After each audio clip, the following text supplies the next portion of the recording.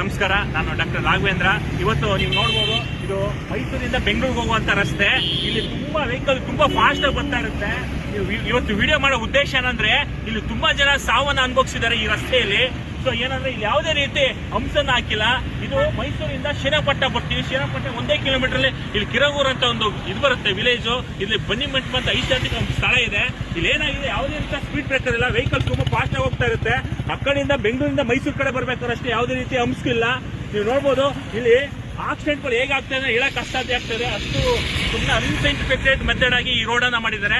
ಮತ್ತೆ ಈ ಕಡೆ ಲೆಫ್ಟ್ ಹೋದ್ರೆ ನ್ಯಾಷನಲ್ ಹೈವೇ ಬೀದರ್ಗೆ ಹೋಗ್ಬೋದು. ಇಲ್ಲಿ 3 ರೋಡ್ ಸೇರೋದ್ರಿಂದ ಇಲ್ಲಿ ಯಾವುದೇ ರೀತಿ ಸ್ಪೀಡ್ ಬ್ರೇಕರ್ ಇರೋದ್ರಿಂದ ಸಾವು ನೋವುಗಳು ತುಂಬಾ ಹೆಚ್ಚಾಗಿ ಆಗ್ತಾ ಇದೆ. ದಯವಿಟ್ಟು ಸಂಬಂಧಪಟ್ಟವರು, ರಾಷ್ಟ್ರೀಯ ನಮ್ಮ ಹೆದ್ದಾರಿ ಪ್ರಾಧಿಕಾರದವರು ದಯವಿಟ್ಟು ಅದು ಸ್ಪೀಡ್ ಬ್ರೇಕರ್ ಹಾಕಿ, ಹಾಗೆ ದಯವಿಟ್ಟು ಇಲ್ಲೊಂದು ಸಿಗ್ನಲ್ ಅನ್ನ ವ್ಯವಸ್ಥೆ ಮಾಡಿಸ್ಬೇಕಂತ ಎಲ್ಲ ಸಾರ್ವಜನಿಕರಿಗೆ ಮನವಿ ಮಾಡ್ತಾ ಇದೀನಿ.